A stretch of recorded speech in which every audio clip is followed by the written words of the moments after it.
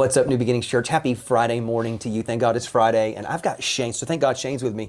Shane, this week has been so good. We've been talking about how we become peacemakers, that is the greatest reflection of what it means to be a child of God, at least according to Jesus and what I consider the greatest sermon ever preached. Yes.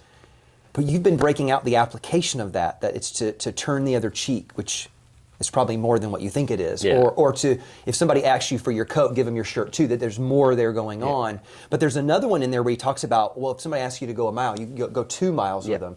What was the principle or the application behind that? And actually the Greek there is forces. If someone forces you to go 1 mile. Okay. Right? And so in the NIV, it says, oh, if someone forces you, I think in the KJV it says, if someone makes you. Like, it's the idea, which is a strange sentence, actually. It's like, it makes it sound like there's some first century, private trainer.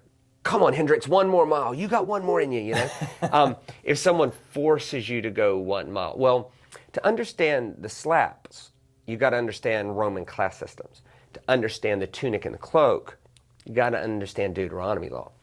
To get where he's going with forces to go 1 mile, you got to understand Roman military law. So Roman occupation was governed by military rules.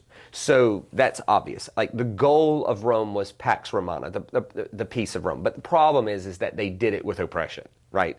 They took 100 million slaves. I mean, the Roman histories are told from the perspective of the first class people. Not, right. It's just, it's like, well, peace for whom, right? Did they deliver what they promised? But, so the Romans were allowed to do certain things. For instance, in Migdol, which is where Mary Magdalene is from. Every woman in Migdol was considered Roman property because, soldiers got to have someone to sleep with. And so it was not illegal in Migdol for Roman soldiers to rape any woman they wanted, right? And so that was allowed. Varus crucified 2,000 people in one day because he said his people were bored and they needed something to entertain them. I mean, so they were allowed to do some horrendous things. They were also allowed, if they had to go on a walk, like a hike, or they're going to the next place. They had these 70-pound packs that they carried. Well, think about it. If you're surrounded by a bunch of Class 8 lowlifes, you can just grab and say, carry this, be my donkey, be my you're a forced golf caddy is where I was going. Like, carry my bags. Carry my golf clubs. Come on, man. And so that would happen all the time. These Roman soldiers are not carrying their own bags.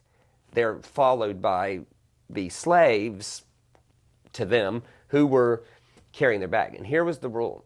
You could force any Class 8 person to carry your bag 1 mile, to carry your pack 1 mile. But you couldn't make them go more than a mile.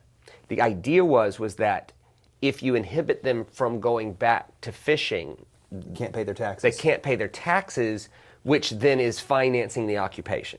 So the Roman military rule was, if you can make them go 1 mile, but if you make them go more than a mile, you'll be docked a day's wage to pay their tax for them because we got to finance the military occupation.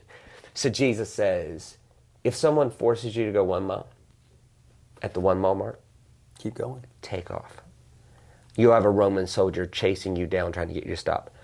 Again, the way to confront oppression is with uber generosity. Get a reputation for being crazy generous, and it disarms the oppressor. So Jesus says, there's 2 ways to see the world, and the way you see the world will determine how you be in it. You can escalate hostility, which makes the world a worse place.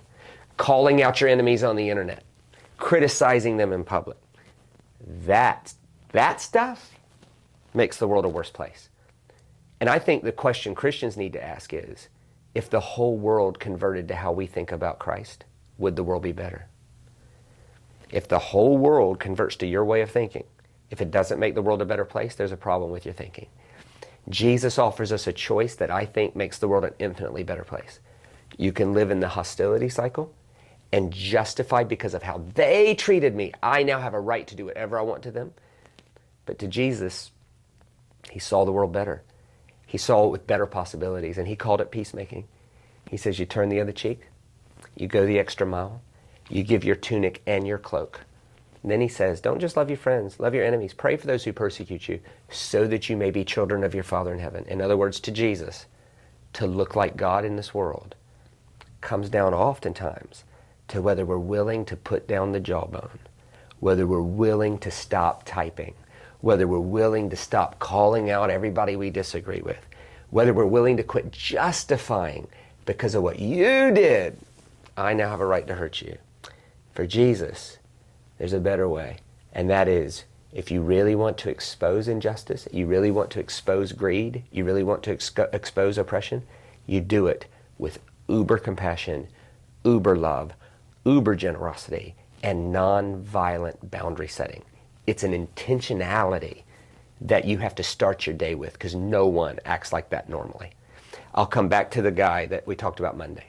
Peace between us is the most important thing.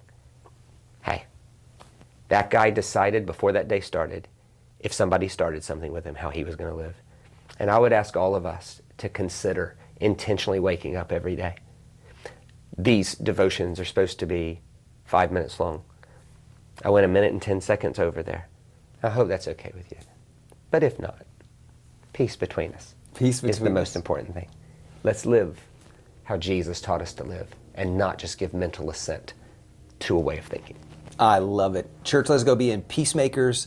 Let us be prayerful, mindful of this stuff as we wake up and start our day. I totally agree with you that if this is not my natural default behavior, you can get to a point of conscious effort and saying, no, this is who I'm going to choose to be today. And as long as it's a conscious thought before it becomes unconscious, competence, So, church, I love you so much. We're going to bring Shane back for another week. It's going to be awesome. I love you so much. Have a great weekend. We'll see you soon.